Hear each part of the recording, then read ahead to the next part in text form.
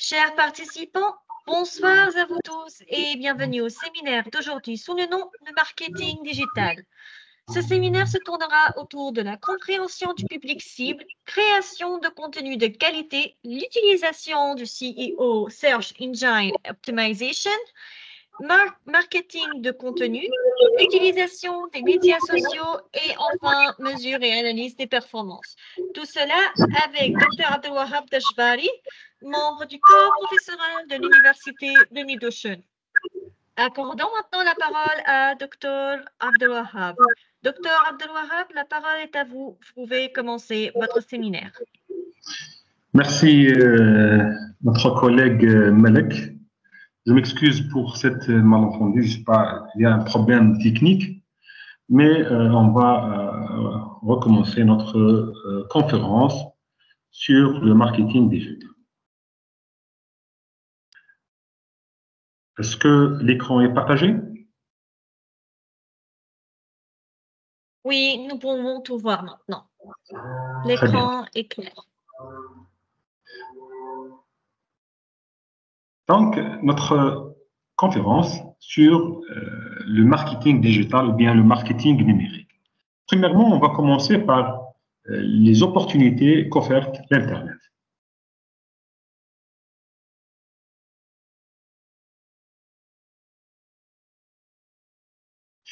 Objectif de cette partie est comment l'Internet a-t-il connu une croissance mondiale?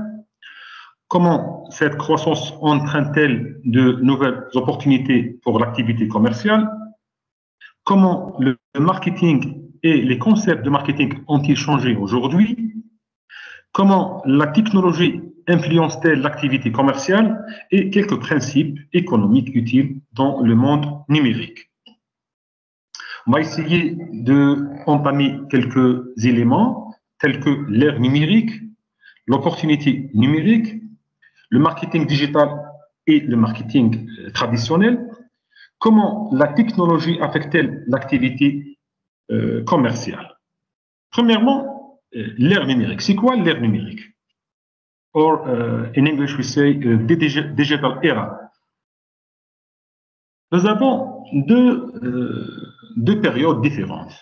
Comment était le monde dans les années 90 et du siècle dernier et maintenant? Une petite comparaison. À droite, nous avons les années 90 du siècle dernier et à gauche, nous avons le deuxième décennie du XXe siècle. Donc, on peut voir ici l'apparition de la télévision et les appels téléphoniques. Et dans la deuxième décennie du XXe siècle, c'est les vidéos, les j'aime, les tweets, les conversations en ligne, etc. La question qui se pose au premier lieu, c'est combien de personnes sont connectées à Internet dans le monde. Donc nous avons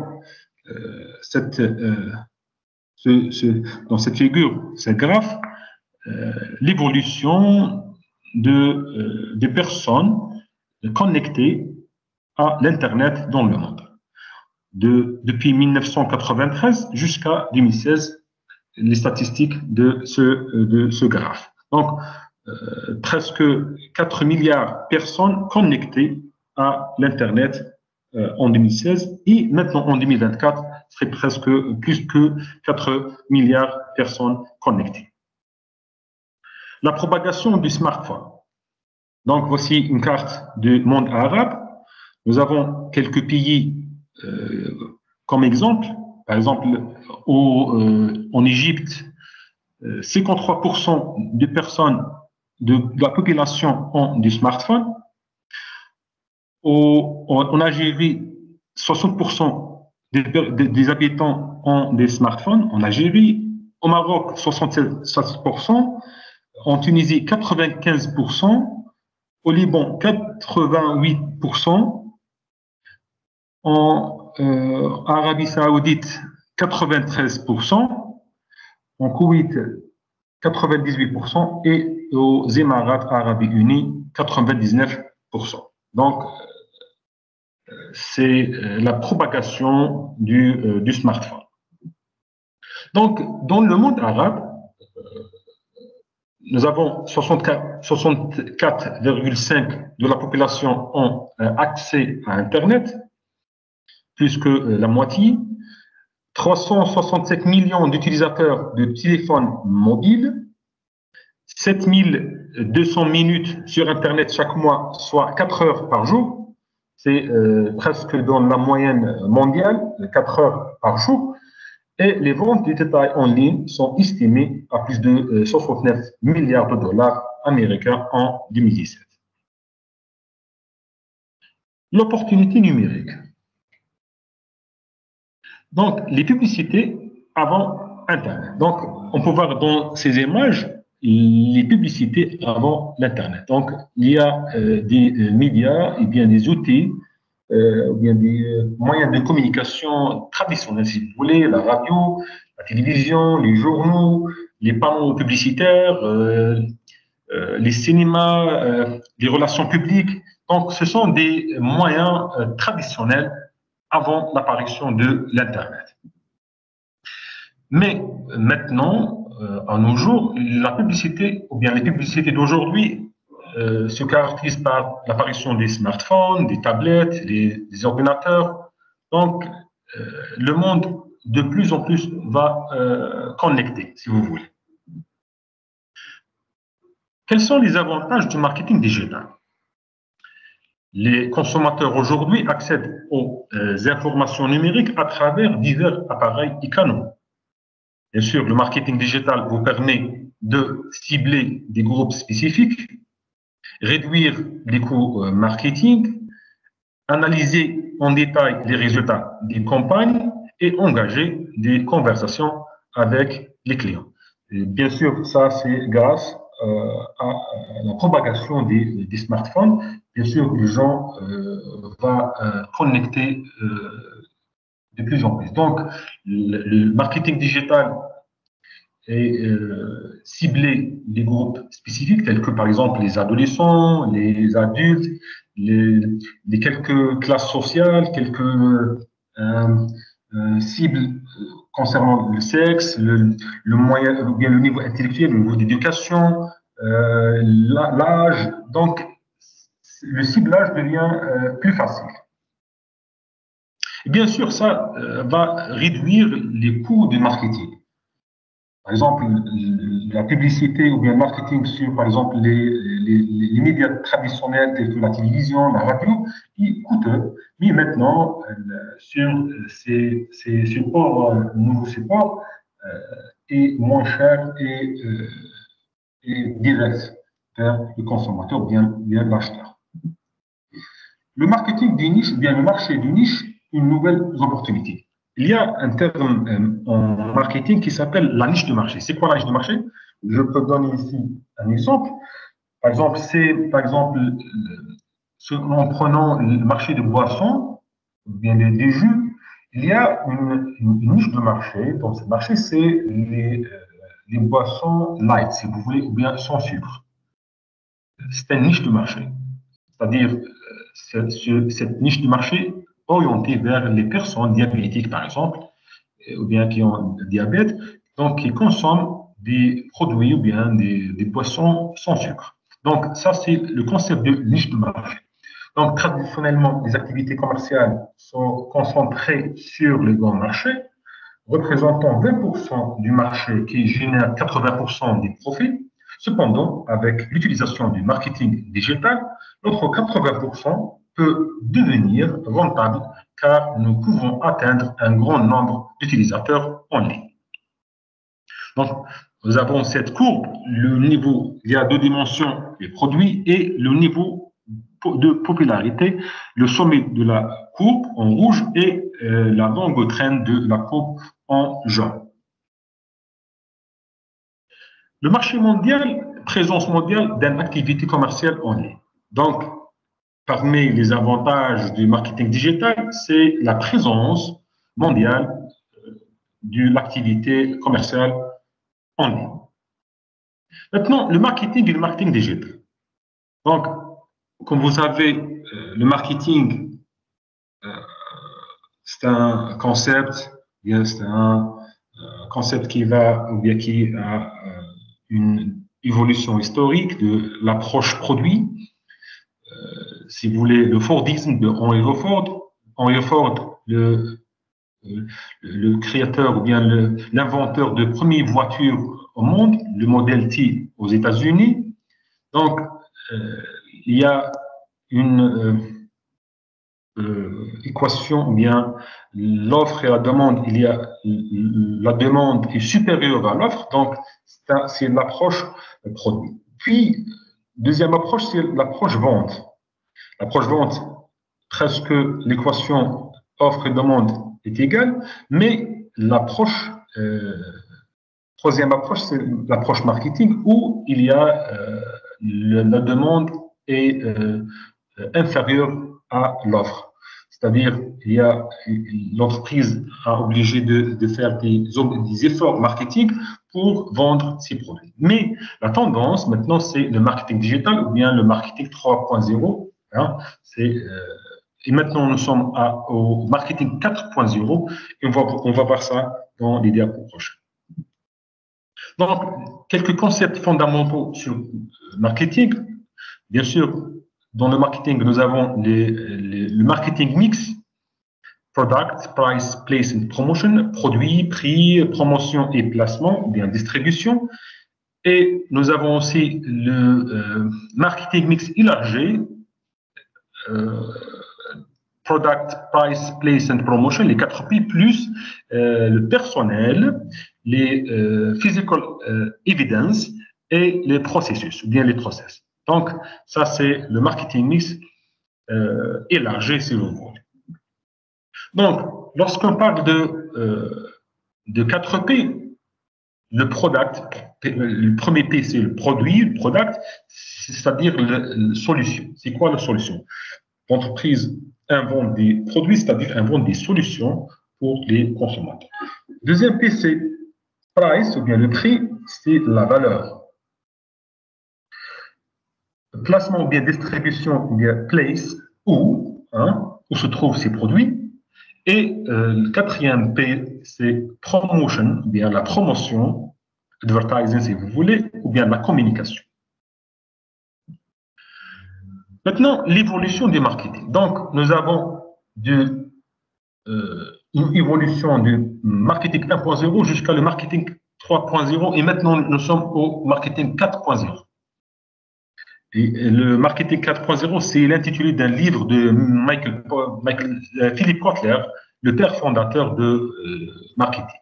Donc, le but concernant le marketing 1.0, c'est la vente du produit. Mais au marketing 2.0, c'est obtenir la satisfaction des clients et les fidéliser. Au marketing 3.0, transformer le monde en un meilleur endroit. Concerne les forces motrices, en marketing 1.0, la révolution industrielle, en marketing 2.0, technologie de l'information, l'éthique, nouvelles technologies d'information et de communication, et au marketing 3.0, la technologie de la nouvelle vague. Maintenant, l'évolution du marketing comme un exemple. Donc, voici quelques exemples par exemple, de Colgate, par exemple. À droite, l'image de Colgate, c'est au début des années 50-60. Ça, c'est la publicité de Colgate. Et au deuxième image, au milieu, nous avons une compagnie publicitaire du même produit Colgate en deuxième ère marketing 2.0. Et au vidéo à gauche, nous avons une compagnie publicitaire du même produit Colgate à l'ère de marketing 3.0. Donc, le nouvel modèle de marketing. Dans la nouvelle ère, le client de bénéficier d'un plus grand contrôle et d'une plus grande liberté de choix. Internet est un moyen de communication. L'Internet, bien sûr, c'est un moyen de communication. L'Internet est un canal de distribution et un environnement interactif. Les réseaux sociaux sont des éléments complémentaires à toute activité de marketing numérique. Maintenant, la question que se pose ici, comment la technologie affecte-t-elle l'activité commerciale? Quels sont les avantages de la technologie pour l'activité commerciale? Premièrement, faciliter et rapidité d'accès à l'information, capacité de stockage de grandes quantités de données, analyse avancée des données, utilisation du système automatique pour exécuter des tâches et bien sûr communication et collaboration à distance. Maintenant, les nouvelles opportunités. Quelles sont les nouvelles opportunités? Donc, les petites entreprises peuvent rivaliser avec les grandes entreprises grâce à la technologie.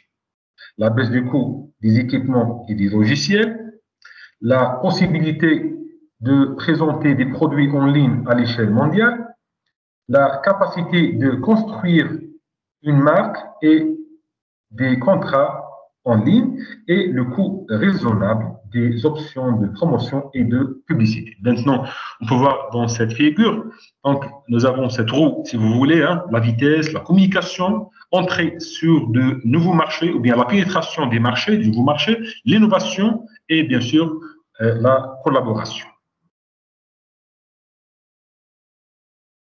Technologie du futur. Donc, connecté en permanence, ça c'est parmi les technologies du futur. Les mains libres, hein, les commandes, c'est-à-dire, on parle ici sur les commandes vocales. Maintenant, on peut utiliser les commandes vocales même sur la navigation sur Internet, sur le smartphone. Consciente de ce qui l'entoure, c'est l'intelligence artificielle, le deep learning, IoT, Internet of Things, et attirer l'attention. On peut voir ici le bracelet électronique, hein, attirer l'attention. Donc, ça, c'est la technologie du futur. Donc, les principes du monde numérique. Quels sont les principes du monde numérique? Donc, les principes du monde numérique, on peut détailler ça comme le suivant. Nous avons le loi de Moore, on va expliquer ça, les économies d'échelle, loi de Metcalfe, loi d'Amara, le premier produit de son genre sur le marché et la loi des biens complémentaires. En commençant par la loi de Moore. La loi de Moore se traduit par l'observation sans laquelle, au cours de l'histoire de l'informatique, le nombre de transistors dans une puce double environ tous les 2 ans. Gordon Moore, c'est le personne, ou bien était le cofondateur de la compagnie Intel. Il est prévu que les appareils deviennent plus petits et plus efficaces à l'avenir. On peut voir ici à gauche, sur cette figure, le premier téléphone inventé en 1983. Ça coûte $4000. C'est l'équivalent d'aujourd'hui de $8500. Et bien sûr, à côté, iPhone, le dernier iPhone de $500. Donc, la loi de Moore se traduit par l'observation selon laquelle, au cours de l'histoire de l'informatique, le nombre de transistors dans une puce dense double environ tous les 2 ans. Deuxième loi, c'est les économies d'échelle. Les entreprises bénéficiaient d'économies d'échelle en produisant un plus grand nombre d'unités. Le coût de chaque unité diminue. Cela est dû à la répartition des coûts fixes sur un plus grand nombre d'unités de produits. Bien sûr, une entreprise spécialisée peut bénéficier des économies d'échelle en vendant à l'échelle mondiale. Donc, nous avons cette roue, hein, réduction du coût en jaune, réduction des coûts fixes et des prix, nous donne un prix plus abordable pour le produit. Et bien sûr, ça va augmenter la part de marché et les bénéfices. Et ça ça veut dire la disponibilité de plus d'argent pour dépenser sur la production et ça nous donne une augmentation de la production. Donc, c'est une chaîne ou bien c'est une roue, si vous voulez. Hein. Les économies d'échelle. Bien sûr, les économies d'échelle, c'est une théorie traditionnelle hein, dans les théories économiques classiques de David Ricardo, Adam Smith, mais nous parlons ici sur l'utilisation de ce concept ou cette théorie dans le monde végétal ou bien dans le marketing végétal. Deuxième loi, c'est la loi de Metcalfe. George Wilder fut le premier à proposer la loi originale, étant un investisseur qui a mentionné que la valeur du réseau de communication croît avec le carré du nombre d'utilisateurs connectés au système 1 carré. Robert Metcalfe a contribué à l'invention de l'Ethernet et appliqué la loi de Wilder à Internet. Les réseaux dont les canaux en ligne peuvent signifier qu'il existe des opportunités de communiquer avec les clients et de créer de la valeur. Donc, c'est une suite, hein, un carré, hein, un exponentiel si vous voulez, 3, 10, 21, 36. Donc, c'est la loi de Metcalfe. Troisièmement, ou bien quatrièmement, la loi de Amara. Tout le monde a tendance à surestimer l'impact d'une technologie à court terme et à sous-estimer son impact à long terme. Roy Amara était un chercheur, un scientifique et un ancien directeur de l'Institut du futur. Donc, il ne faut pas surestimer la rapidité avec laquelle les résultats sont obtenus. Si, bien s'ils sont bons, ils réussiront avec le temps. Donc, nous avons deux graphes, en jaune et en vert. En vert, l'impact estimé et qui suit la loi normale, bien sûr. Hein, y est égal f x. Et en jaune, c'est l'impact réel. C'est une équation, si vous voulez, différente à l'impact réel. Donc, bien sûr, on parle ici sur au fil du temps, l'impact de la technologie. La cinquième loi, c'est le premier produit de son genre sur le marché. Lors du lancement du premier produit de son genre sur le marché, vous bénéficiez de leadership, de la confiance du consommateur et de part de marché. Lors de la création d'un produit 10 ou 100 fois meilleur, il n'est pas considéré comme meilleur, mais complètement nouveau. Proposer une innovation qui améliore radicalement la manière dont les tâches sont exécutées, c'est possible. Donc, on peut voir dans la figure le cas de Amazon. Amazon, c'est un site de commerce électronique. Donc, le premier produit de son genre sur le marché, Amazon, c'est le premier site Internet qui garantit le commerce électronique en 1995. Donc, la création de Amazon en 1995, c'est la première compagnie à l'international qui travaille sur le commerce électronique. La sixième loi, c'est la loi des biens complémentaires. L'augmentation de la demande de produits se produit lorsque le prix des produits complémentaires baisse, les possibilités d'innovation technologique et des activités commerciales associées, ainsi que leur taux de croissance dans l'industrie numérique. Et les applications, bien sûr, sont énormes. Recherchez les technologies où les coûts diminuent. Quels résultats pouvez-vous obtenir grâce à la technologie portable?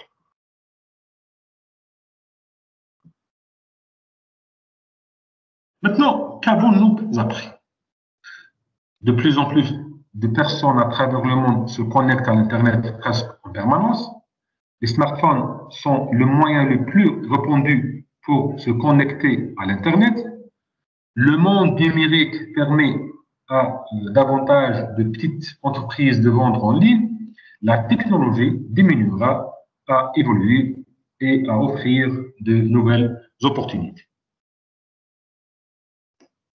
Maintenant, on passe au deuxième axe de ce séminaire, améliorer votre présence en ligne. Comment améliorer votre présence en ligne? Les objectifs, l'importance pour tout de penser à leur présence en ligne, comment développer une stratégie en ligne en suivant un processus de conscience, de réflexion, d'exécution et de soins, comment garantir l'efficacité de la conception de votre site web, les outils de marketing numérique disponibles. Nous avons la stratégie en ligne, le site web et le marketing du site web. En commençant par la stratégie en ligne.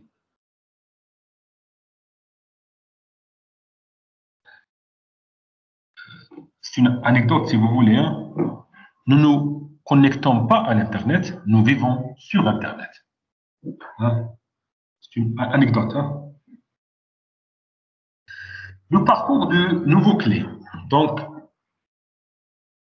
avec les nouvelles technologies, les appareils, les analyses et les données, il y a une autre étape dans le processus d'achat, une étape que presque chaque personne franchit lorsqu'elle achète quelque chose.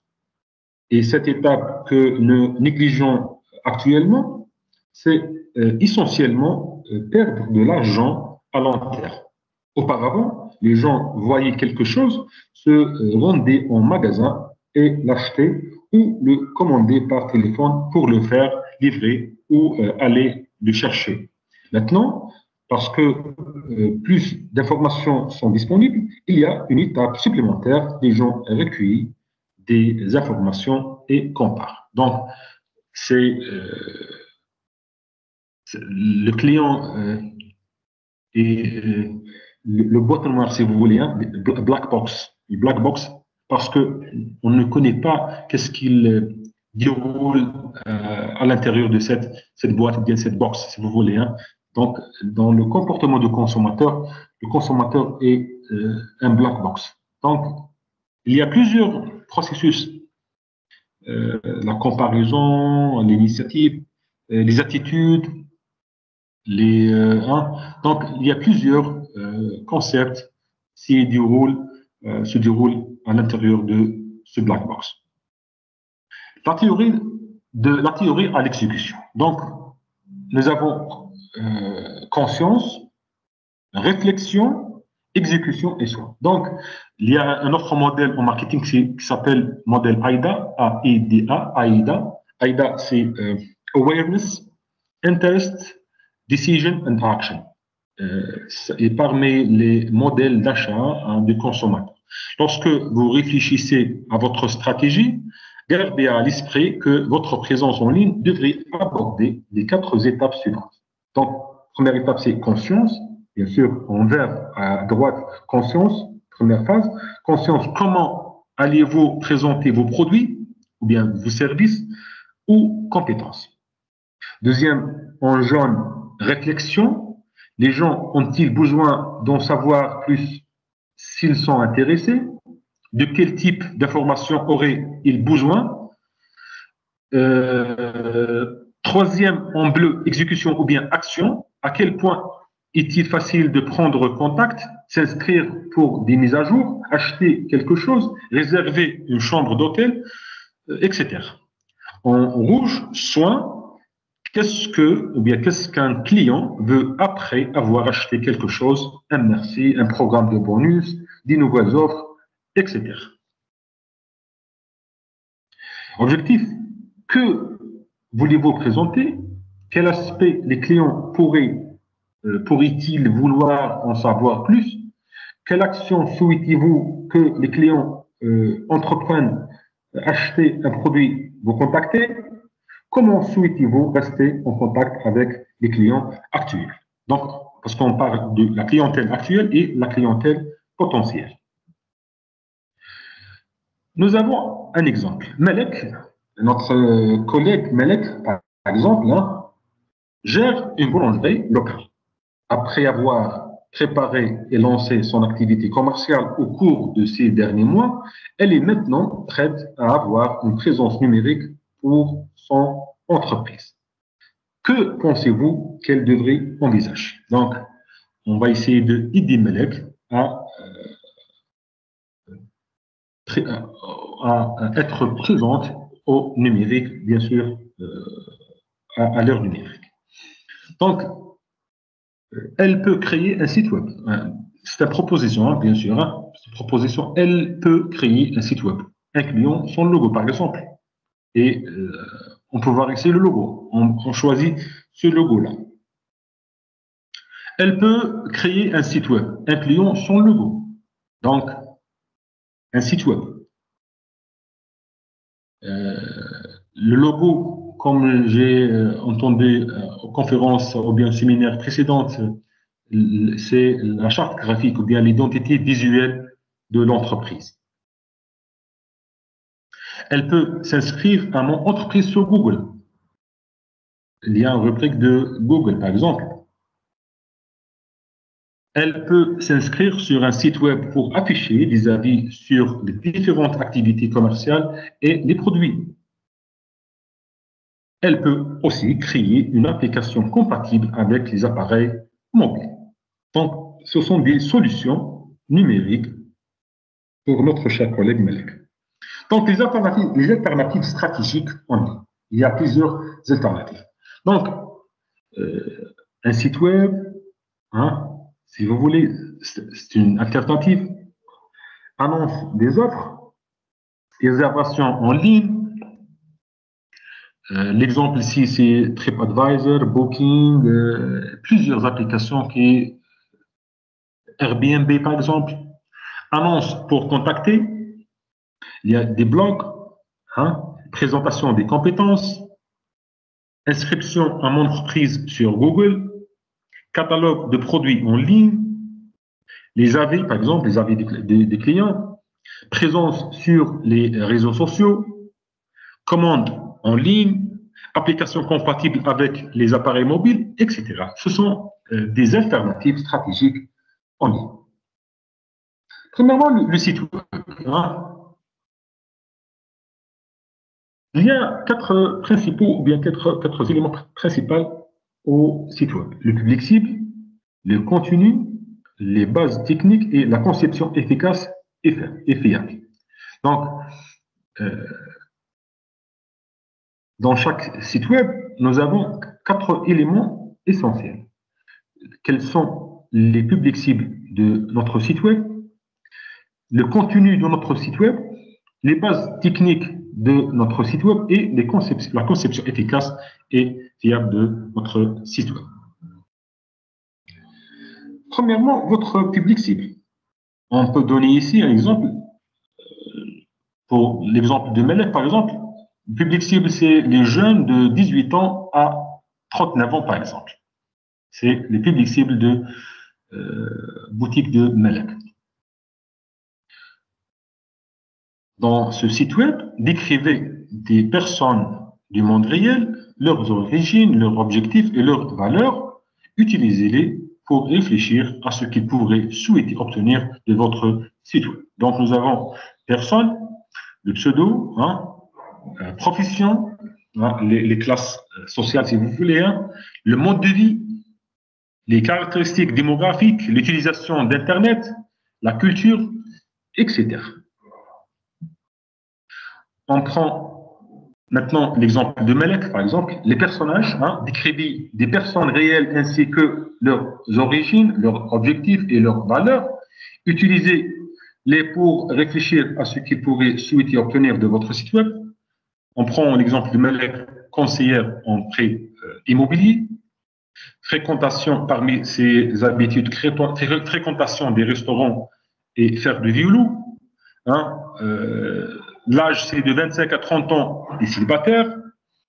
En ligne, 3 heures par jour.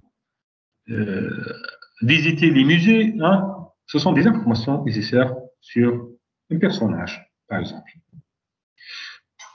Que veut votre client? Donc, vision, réflexion, action et soin. Donc, de zone vert jusqu'à la zone rouge. Hein? Vision, réflexion, action et soin. Une des priorités de Melek, par exemple, notre cher collègue, hein, à titre d'exemple, pour le site web est de présenter la gamme de gâteaux produits sur commande pour des occasions spéciales. Quel parmi les éléments suivants constitue un contenu utile pour soutenir cet objectif? Nous avons liste des options de gâteaux produits sur commande, photos individuelles des gâteaux, photos des gâteaux lors d'événements spéciaux et occasions, les prix, les ustensiles de cuisine utilisés, la recette complète, les coordonnées, etc.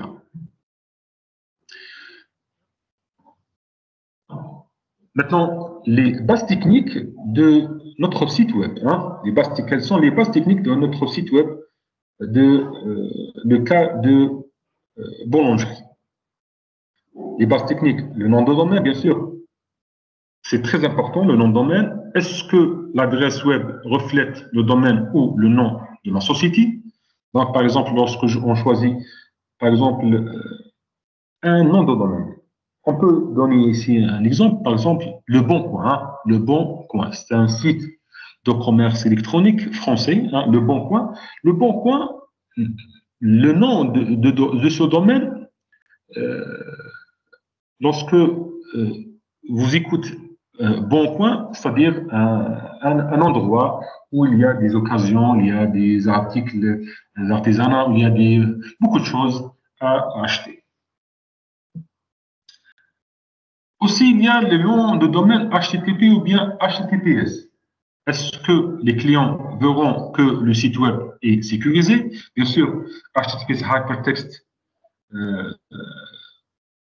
ou bien hypertexte, HTTPS, c'est-à-dire hypertexte. Est-ce que sécurisé? S, c'est sécurisé. Est-ce que le site web est sécurisé? Est-ce que, par exemple, il y a une sécurité lors de l'achat ou bien navigation dans ce site? Il y a les écrans. Est-ce qu'il aura une bonne apparence sur n'importe quel appareil? Les écrans design réactif, en marketing ou bien en commerce électronique, mobile first. Il y a une règle générale, c'est mobile first. C'est-à-dire les développeurs des sites de commerce électronique ou bien des sites de marketing électronique développer la version mobile avant de développer la version ordinateur. Donc, c'est la tendance maintenant, c'est mobile first. Et bien sûr, les écrans, il faut un design réactif. Quatrième élément important dans le site web, c'est le design efficace et fiable. Le design du site web, bien sûr, révision du site web du point de vue des clients. Est-ce que ce que propose le site web est clair? Puis, je accéder à ma destination en 2 clics au maximum, c'est-à-dire la rapidité, l'accessibilité si vous voulez. Les éléments essentiels sont-ils disponibles sur chaque page? Est-ce qu'ils m'incitent à en savoir plus? Est-ce qu'ils semblent professionnels? Et tout ça, ce qu'on appelle l'ergonomie. Tu peux faire une petite recherche sur Google sur l'ergonomie. C'est quoi l'ergonomie en informatique? On peut dire ici, il faut avoir un site internet ergonomique, c'est-à-dire facile à utiliser. Revenons à notre exemple de Malek. Malek souhaite rendre son site web facile à utiliser et augmenter ses ventes. Quelles sont les fonctionnalités du site web que Malek doit inclure sur chaque page de son site web parmi les suivants? Par exemple, une barre de navigation latérale, champ de recherche, avis de client, information sur l'entreprise, coordonnées de contact, le logo de la boulangerie qui redirige vers la page d'accueil, etc. Donc, ce sont des fonctionnalités incluses dans la page ou bien le site web de notre collègue. Donc, par exemple, ça c'est un écran de téléphone. Donc, elle est peu chargée, donc c'est pas ergonomique. Donc, il y a des bannières, plusieurs fenêtres. Donc, pour faciliter la navigation du client, donc il faut faire une conception facile à naviguer par le consommateur, par le client.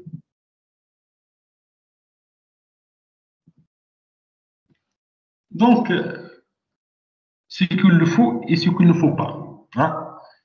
Il faut s'assurer du chargement rapide du site web, améliorer les images des produits affichés, maintenir la simplicité, tester le site web sur plusieurs navigateurs, examiner d'autres sites web pour de nouvelles idées, assurer le bon fonctionnement de votre site web sur les appareils mobiles, réfléchir aux informations que les utilisateurs recherchent, bien sûr avec à l'usage de SEO, Search Engine Optimization, et maintenir la cohérence du design.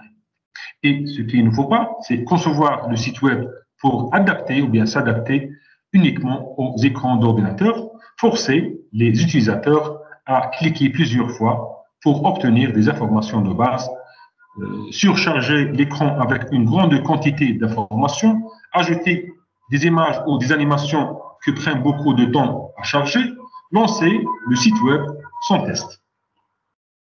Donc, ça c'est presque le contenu de ma présentation. Bien sûr, il y a d'autres détails qui concernent notre sujet d'aujourd'hui, le marketing digital. Par exemple, on peut discuter ou bien on peut parler sur les objectifs du marketing digital. Et parmi les objectifs du marketing digital, c'est l'augmentation de la visibilité en ligne. C'est quoi l'augmentation de la visibilité en ligne? La visibilité en ligne est essentielle pour atteindre de nouveaux clients potentiels et pour maintenir une réponse ou bien une présence pertinente pour les moteurs de recherche, ainsi que la participation active sur les réseaux sociaux pour interagir avec les clients potentiels. Deuxième objectif du marketing digital, c'est génération de prospects qualifiés.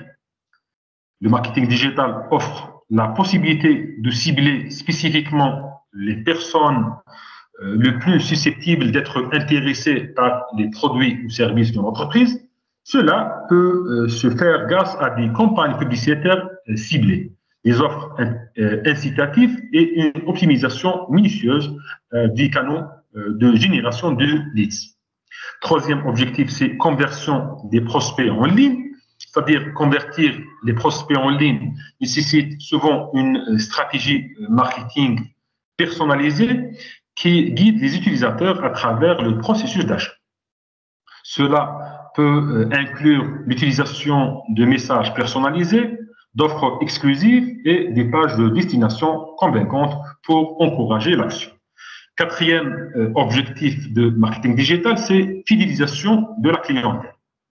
Bien sûr, la fidélisation des clientèles est aussi importante que l'acquisition de nouveaux clients. Le marketing digital peut jouer un rôle crucial dans la création d'une relation continue avec les clients existants en leur offrant un contenu pertinent, des promotions spéciales et un service client exceptionnel. Il y a autre élément essentiel qui concerne le marketing digital, c'est les principales stratégies. Donc, la première stratégie, c'est le marketing de contenu.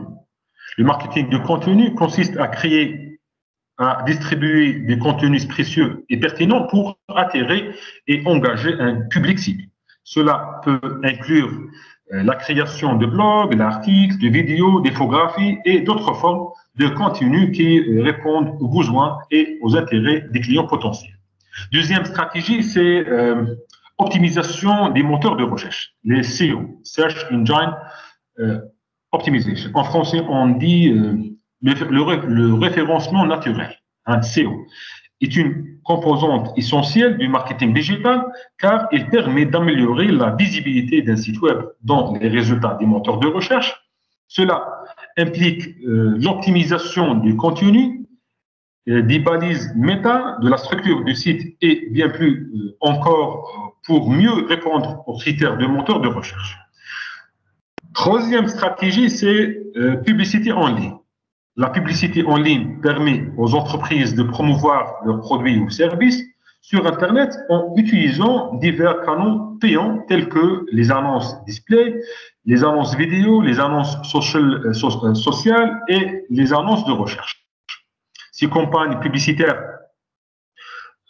peuvent être hautement ciblées pour atteindre spécifiquement les personnes les plus susceptibles d'être intéressées par ce que l'entreprise a à offrir.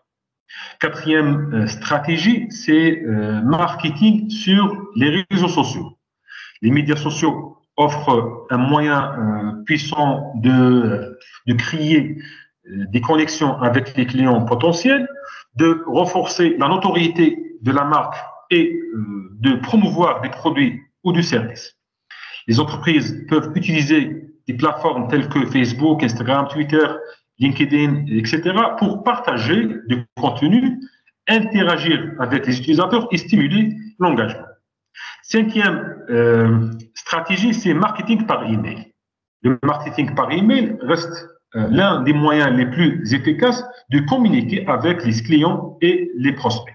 Les entreprises peuvent envoyer des newsletters, des promotions, des annonces de produits et bien plus encore par email pour rester en contact avec leur public et encourager l'action.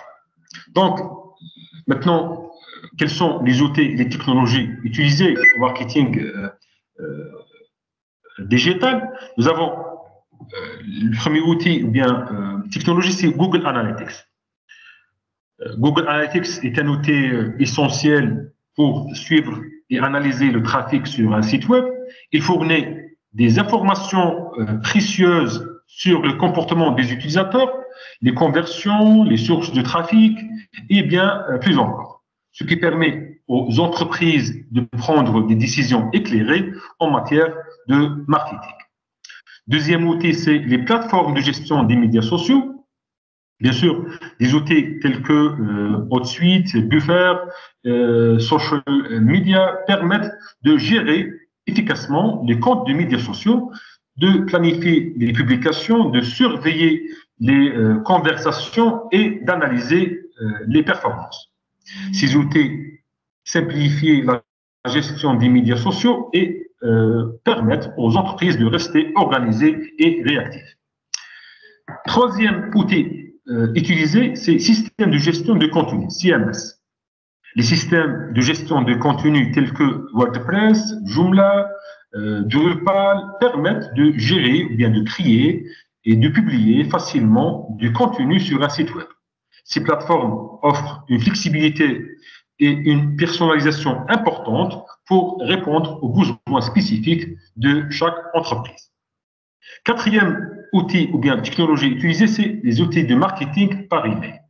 Des solutions telles que MailChimp, Constant Contact et HubSpot offrent des fonctionnalités avancées pour la création, l'automatisation et l'analyse des campagnes par email.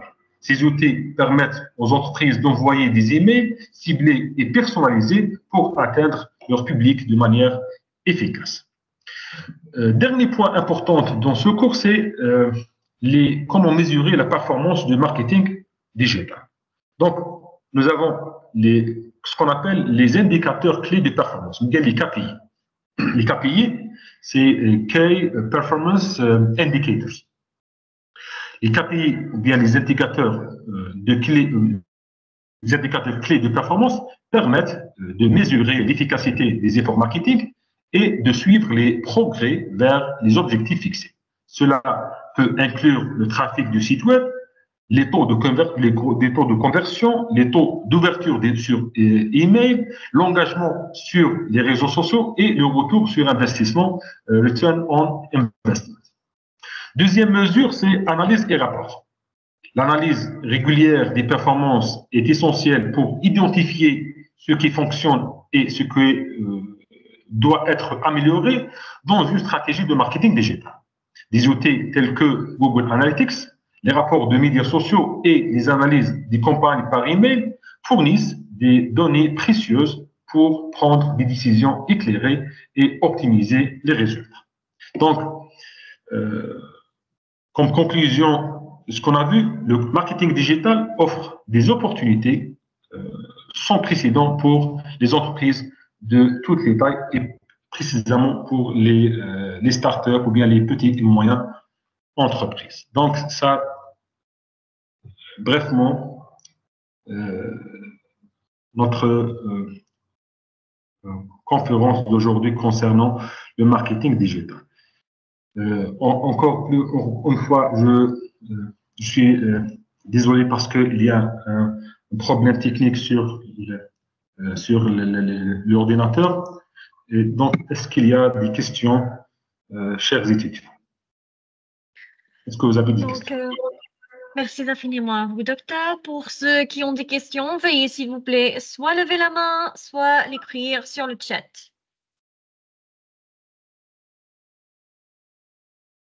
Pour ceux qui ont des questions à Dr Abdelwahab, vous pouvez soit lever la main, soit l'écrire sur le chat.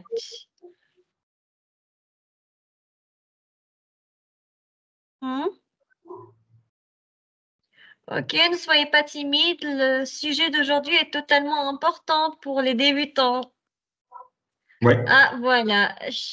Sharif Saïd, Shairi Saïd, pardon. La parole est à vous. Shairi Saïd. Shairi Saïd. Bonsoir. Bonsoir à vous. Bonsoir Saïd. Merci.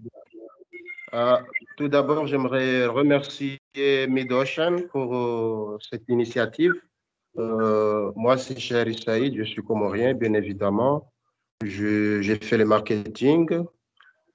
J'ai juste une question pour avoir quelques éclaircissements sur la différence entre le marketing digital des produits et le marketing digital des services.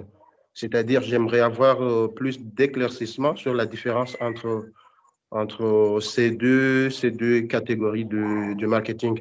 Parce que je comprends très bien que ce n'est pas la même chose pour faire la promotion des produits physiques sur Internet et pour des personnes qui font de la prestation de services. J'espère que je me suis bien fait comprendre. Sinon, je vais essayer encore de... Oui, c'est clair, Saïd.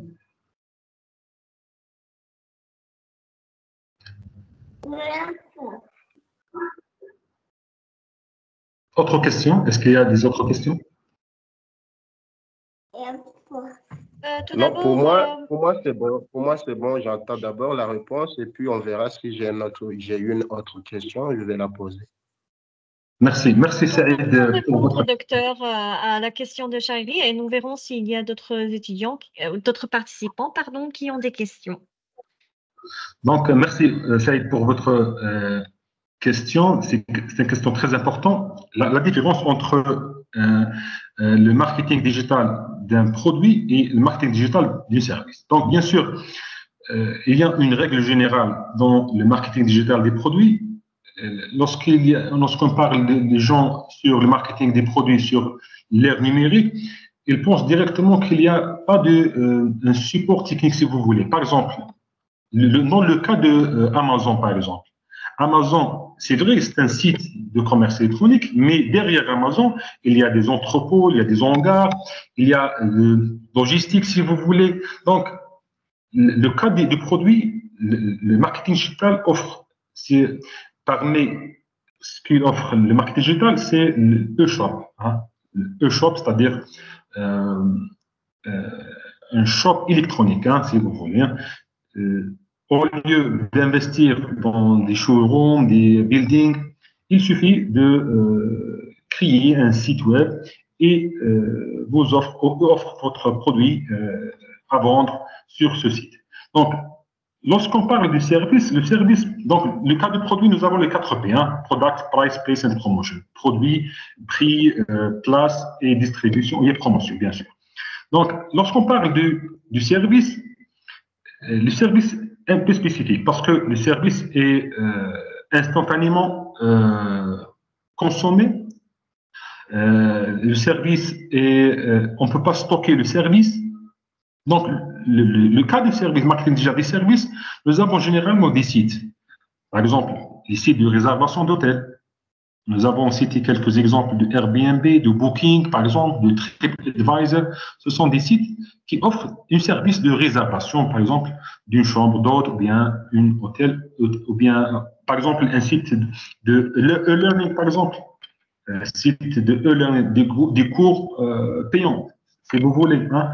Donc, il y a une différence entre le marketing des produits et le marketing des services.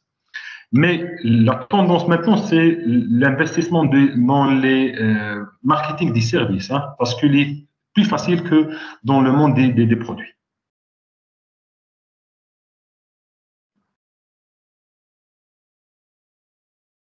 Super, merci infiniment à vous, docteur. Pour ceux qui ont des questions, vous pouvez soit lever la main, soit l'écrire sur le chat. Passons à Fahad Salami. La parole est à vous.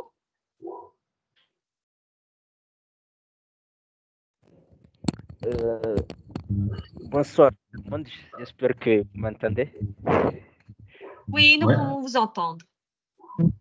Bon, pour moi, je suis débutant sur la marketing digital. Du coup, là, priez de m'excuser si mes questions seront un peu gauchées, mais bon, on n'a pas le choix.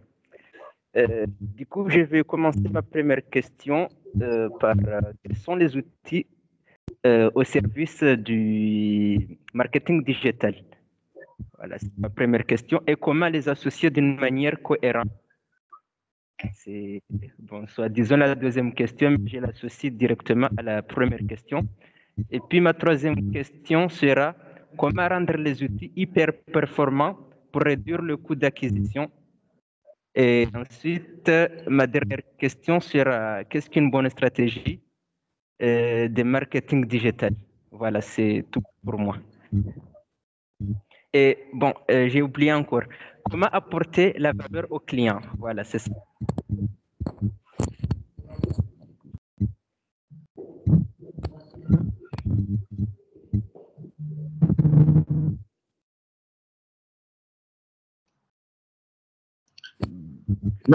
Merci Fahad Salami pour votre question.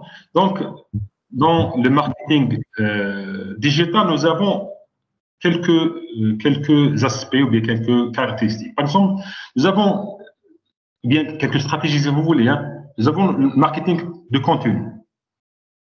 Hein, le marketing de contenu.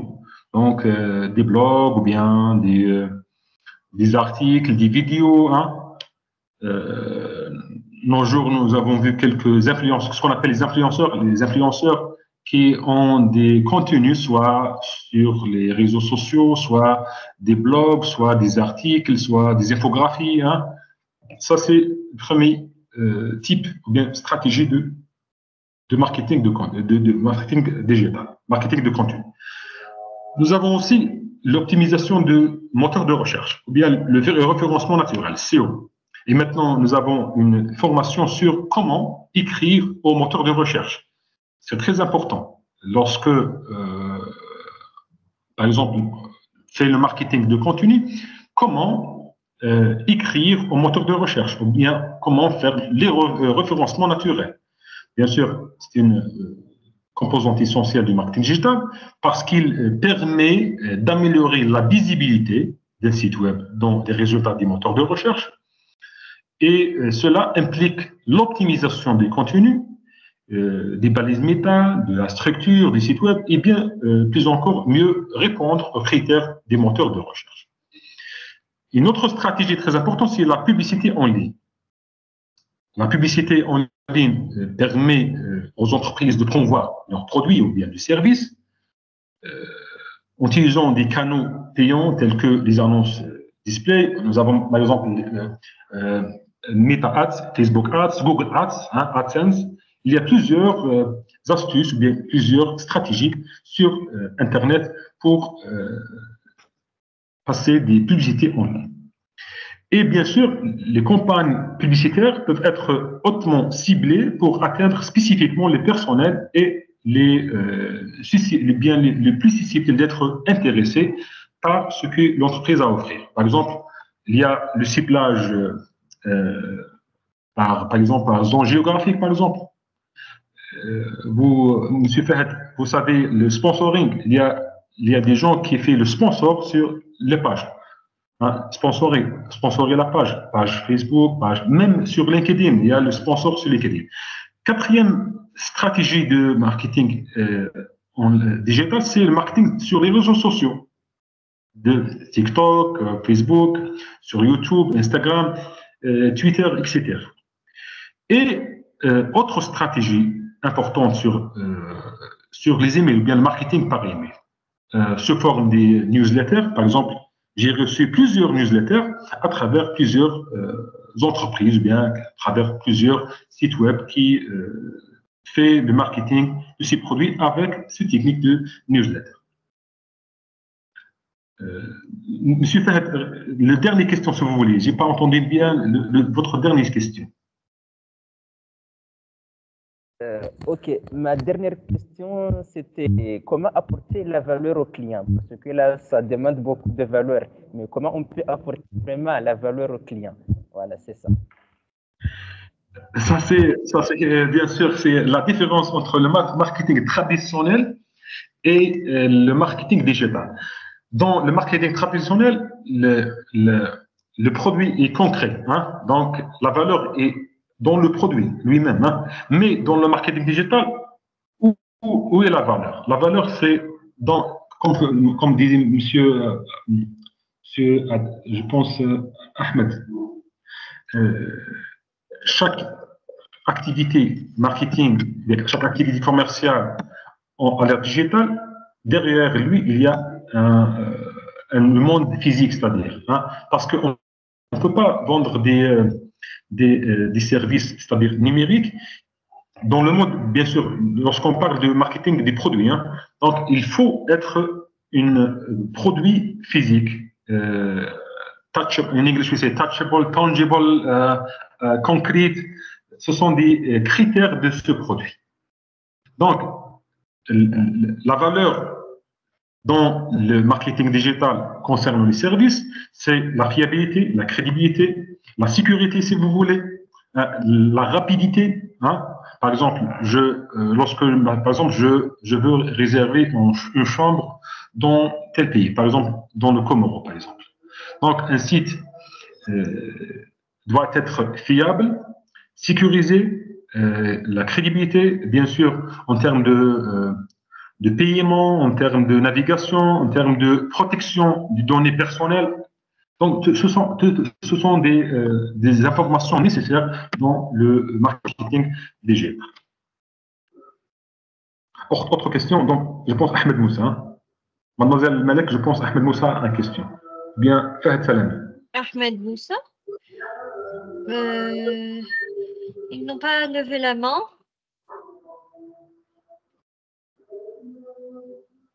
Pour ceux qui ont des questions, vous pouvez soit lever la main, soit l'écrire sur le chat.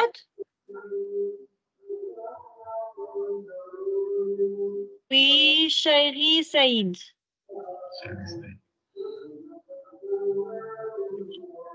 Oui, docteur, j'ai une autre question. Après les éclaircissements de ma précédente question, je voudrais aussi avoir quelques notions sur, toujours dans le marketing digital des services, mais plus précisément dans les banques ou institutions financières. En tant que responsable marketing, quelles sont les activités principales ou de base qu'un responsable marketing d'une institution financière doivent les pairs en permanence pour donner une bonne image de l'institution ou promouvoir les services dont dispose l'institution. Très bien. Très bien. C'est une question réelle, hein, de monde de travail. Donc, merci, Monsieur Saïd, pour votre question.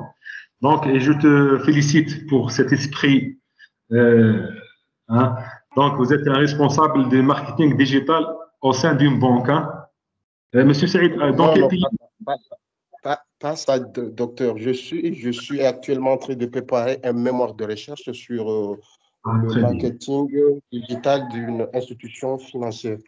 Donc, je voulais avoir plus d'informations pour pouvoir finaliser les travaux de mon mémoire. Très bien, très bien, très bien. Donc, premièrement, lorsqu'on parle de marketing digital, on parle des marketing des services, hein, parce que les services, par exemple, hôtellerie-restauration, services touristiques, services bancaires, services sanitaires, hein, de la santé, hein, etc. Donc, précisément, lorsqu'on parle de marketing des services bancaires, donc, il y a plusieurs techniques de marketing digital au sein d'une banque ou d'une institution financière. Donc, nous avons une technique très connue, c'est le client inconnu. Je peux partager avec vous l'écran et vous orienter vers un site très important. Attends, je vais vous montrer un site très important. Site présenté par Google, hein, qui donne une certification lorsque vous finissez la formation. Docteur, je suis là, je suis en train de vous écouter, d'écouter votre réponse, mais j'ai fait exprès de couper le micro parce que le bébé est là et est en train de m'appeler tout le temps. D'accord, merci Saïd.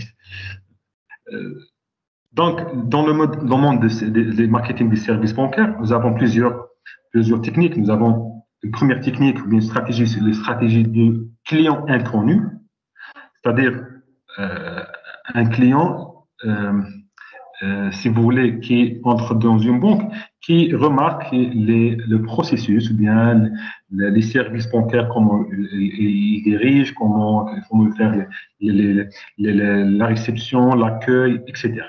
Donc, mais dans le marketing digital des services bancaires, nous avons le plus important, c'est l'interface.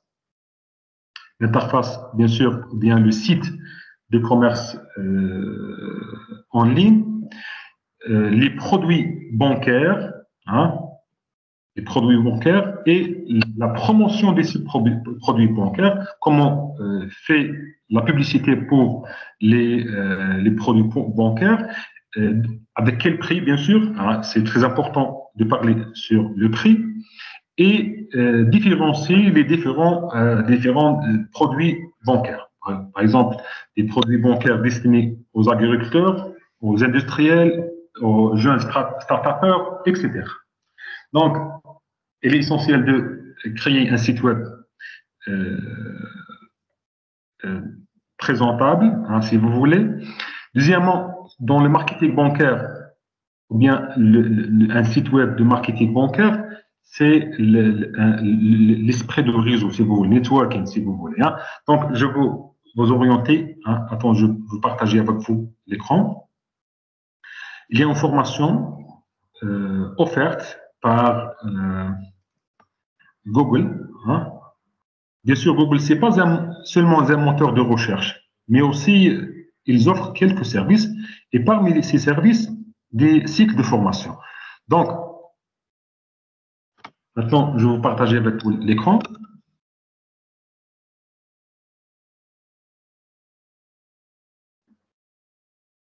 Le lien, mademoiselle Malek, s'il vous plaît, je te donne un lien, partagez-le dans le chat box. Oui, hein? Bien sûr, il n'y a aucun problème, docteur, je vous attends. Très bien. Bon.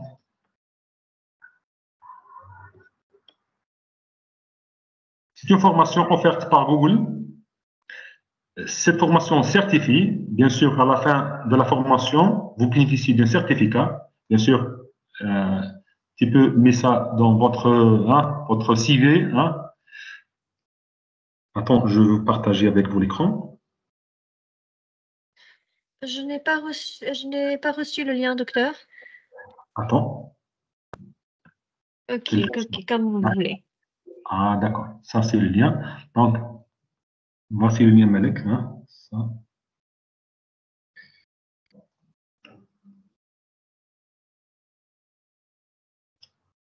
C'est au-dessus de la boîte de dialogue. Hein. Ok, c'est clair. Très bien. Donc, attends, je veux partager l'écran avec vous.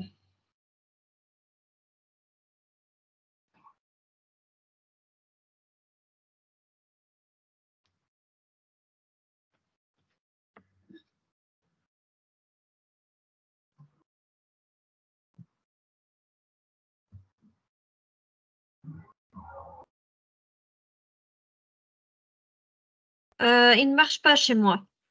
Il y a un problème de partage. Hein. J'ai un problème de partager l'écran. Bon, donc, vous pouvez ouvrir le lien intitulé Les principes fondamentaux du marketing digital. C'est une formation offerte par Google qui est 40 heures de formation. Bien sûr, il y a des vidéos, il y a des quiz. Hein. Et à la fin de la formation, vous bénéficiez d'une attestation de formation fournie par Google. Donc, c'est très intéressant. Donc, je te conseille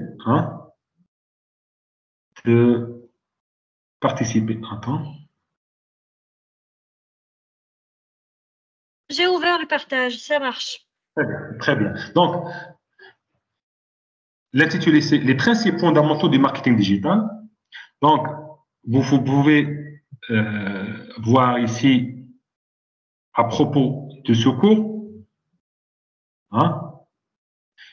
Le premier axe, c'est développer une activité en ligne, les opportunités qu'offre Internet, vos premiers pas vers le succès sur Internet, développer votre présence en ligne, planifier votre stratégie commerciale sur le web, puis après, ici, il y a un quiz, un test. Il faut passer le test pour avoir le deuxième étape, bien le deuxième axe, bien le deuxième tour de cette formation.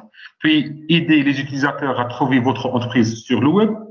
Il y a familiariser-vous avec la recherche. Faites-vous connaître grâce à la recherche. Faites en sorte que la recherche fonctionne pour votre entreprise. Faites-vous remarquer grâce aux annonces sur les moteurs de recherche. Améliorez vos campagnes sur les moteurs de recherche. Après, vous devez valider le test. Hein. Il y a des quiz et des tests. Puis, vous passez au toucher plus d'utilisateurs à proximité sur les médias sociaux ou sur mobile. Faites-vous connaître localement. Aidez les gens près de vous à vous trouver en ligne. Faites-vous connaître grâce aux médias sociaux. Plongez dans l'univers des médias sociaux. Découvrez les possibilités offertes par le mobile. Tirez profit des opportunités qu'offre le mobile. Après, vous devez valider cette étape pour passer au toucher plus d'utilisateurs grâce à la publicité. Communiquer grâce aux emails. Introduction à la publicité display. Approfondissez la publicité display et la puissance de la vidéo sur Internet. Vous devrez valider ce niveau pour passer au suivez et mesurez le trafic web. Familiarisez-vous avec l'analyse audience. Réussirez grâce à l'analyse d'audience. Transformez les données en insights. Maintenant, vous validez ce niveau pour passer. Vendez-vous produits ou services en ligne. Créez votre boutique en ligne. Augmentez vos ventes en ligne. Et passez finalement au développer votre activité à l'international. Développez-vous à l'international et évaluation finale. Bien sûr, il y a une évaluation finale. Après l'évaluation finale, vous aurez bien une attestation de formation fournie par Google. Donc, c'est très intéressant. Hein. Je vous conseille de participer à cette formation fournie. C'est une formation gratuite. Hein.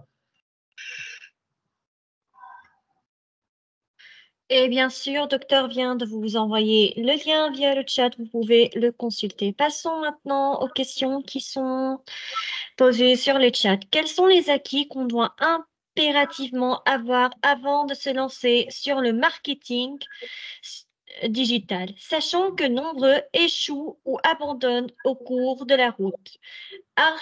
Arfachad Youssouf.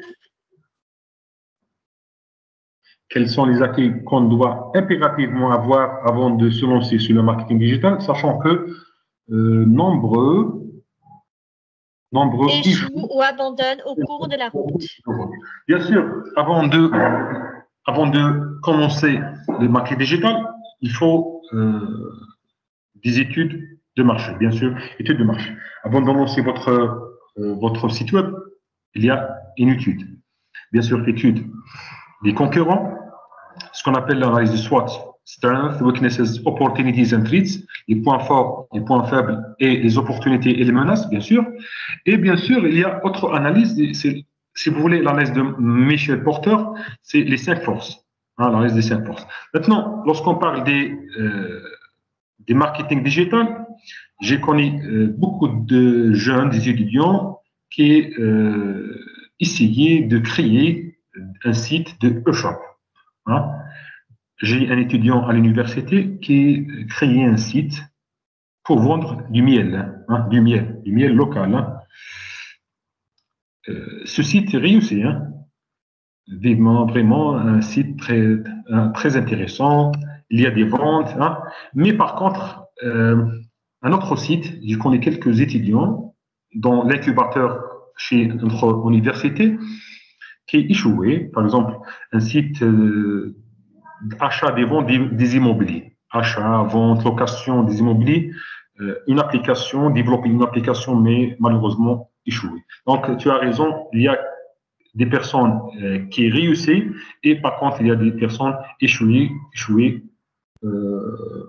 pendant la création de son site ou bien lancer son business.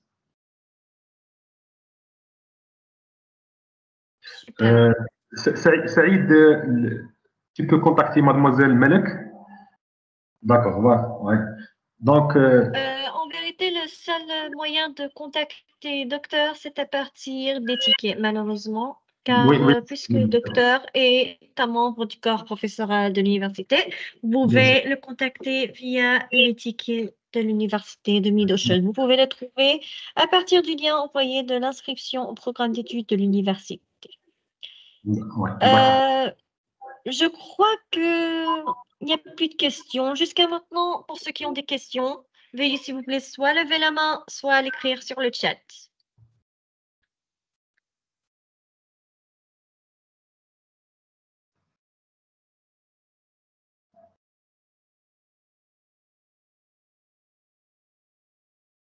Ok, je crois qu'on a répondu sur la plupart des questions des étudiants, dont des participants. À la fin de ce séminaire, docteur, voulez-vous ajouter quelque chose? Bon, merci. Je vous remercie infiniment, mademoiselle Melek, pour votre animation de cette conférence. Je vous remercie, chers étudiants de Mid-Ocean University, Saïd, Ahmed, Mohamed, Youssef, Ahmed Soufiane, les autres. Hein. Merci pour être assisté à notre conférence. Et je te promets, il y a des autres occasions avec notre université Mid-Ocean. Donc, je vous remercie, mademoiselle Melek, pour l'animation de cette conférence. Donc, avant de terminer ce séminaire, nous allons répondre à cette question si vous n'avez aucun problème. Quelles sont les missions essentielles d'un responsable marketing d'une banque? Shaeri Saïd. Les missions essentielles d'un responsable marketing d'une banque, il y a plusieurs missions. L'intitulé traditionnel de ce poste, c'est le service commercial. Mais maintenant, on s'appelle service responsable marketing, c'est pas responsable commercial. Le responsable marketing, le premier responsabilité ou bien mission, c'est l'identité visuelle et la charte graphique de l'entreprise ou bien de la banque, si vous voulez. Hein. Il faut créer, si vous voulez, le branding, le brand de la banque, de la société. Ça, c'est la première chose. Deuxième chose, c'est travailler sur les 4 P. Les 4 P, c'est le produit, price, produit, prix, promotion et distribution. Donc, maintenant, il y a le marketing mix élargi, donc produit, prix, promotion et distribution, plus les personnes, bien le personnel, le physical evidence et les processus. Donc, maintenant, dans le marketing bancaire, nous avons les 7 P. Hein? Product, price, place, promotion, physical evidence, persons and process. Donc, parmi ces responsabilités, c'est ce qu'on appelle élaborer un plan marketing.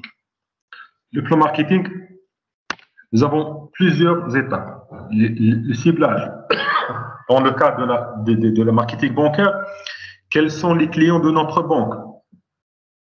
Quelle est la clientèle actuelle et la clientèle potentielle? Quel est notre portefeuille d'activité?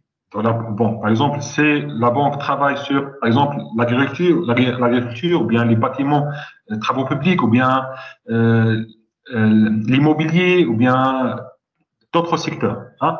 Donc, quel est notre portefeuille d'activité et quelle est notre clientèle qui nous cible. Bien sûr, dans le marketing bancaire, nous avons plusieurs techniques. Donc, Saïd, je te promets de organiser une séance ou une conférence concernant le marketing bancaire. Ça, je organise ça avec Mademoiselle Melek. Une thématique très importante, c'est le marketing bancaire, ou bien le marketing des services bancaires. Inch'Allah. Merci Saïd. Merci infiniment à vous, docteur, et pour tous vos efforts et pour avoir proposé ce séminaire incroyable qui est devenu totalement indispensable dans notre vie quotidienne. Merci à tous les participants pour avoir participé au séminaire. Pour ceux qui n'ont jusqu'à maintenant pas inscrits au formulaire, veuillez s'il vous plaît vous inscrire via le lien envoyé sur le chat.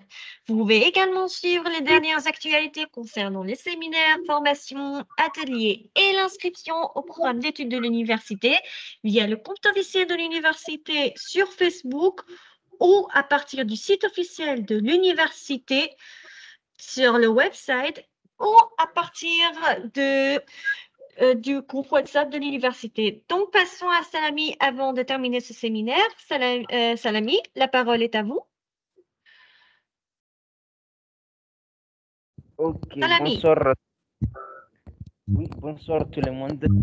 J'espère que vous allez bien. Bon, monsieur, concernant la dernière partie, comment mesurer la performance en marketing digital? Je pense que c'est un peu flou pour moi. Et pourriez-vous m'éclaircir sur ce point, s'il vous plaît?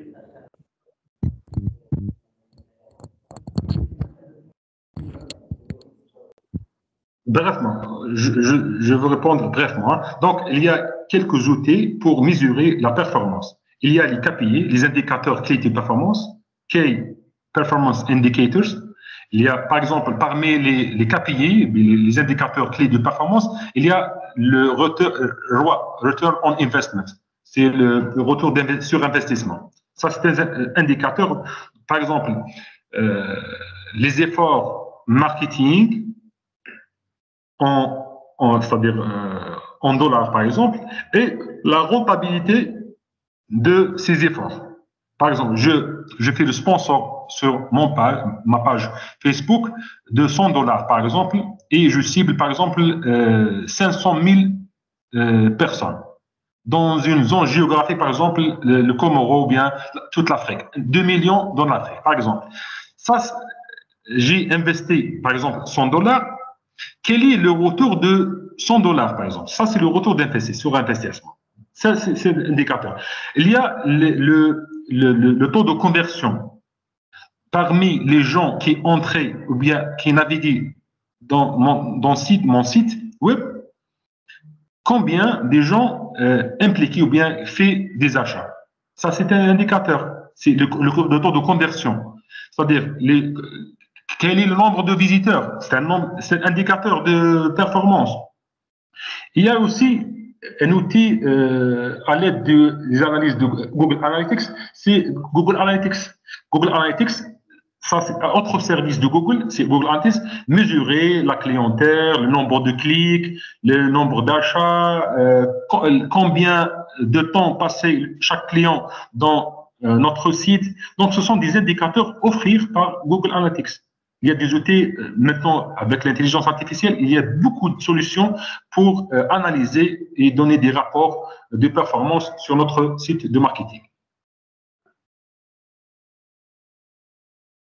Super, docteur. Donc, merci à tout le monde et nous nous verrons, Inch'Allah, dans d'autres séminaires ou bien maintenant, après quelques minutes, avec docteur Sakina Boudia, avec dans le séminaire de mathématiques, outils mathématiques qualitatifs, ou bien demain avec docteur Soufiane Mahaldi concernant le cloud Azure. Merci à vous tous et nous vous souhaitons une excellente soirée. Au revoir. Merci.